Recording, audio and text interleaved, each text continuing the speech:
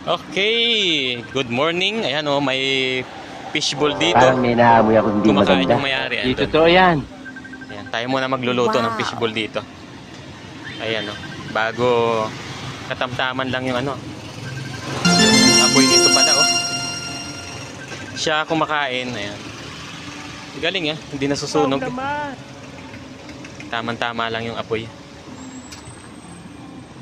Ayan ah. Yan. Habang kumakain si Sir. Ayun.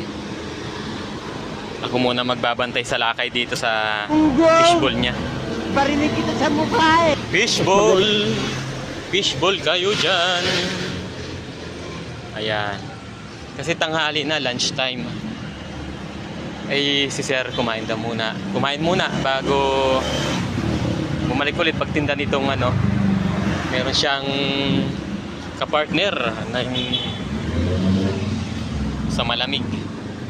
Ito mga sausawan to. Iyon ang sausawan. Suka. Itong isa, ganun din matamis. Ayan, ang dami niyang dala. Tanggalin natin to. Fishbowl.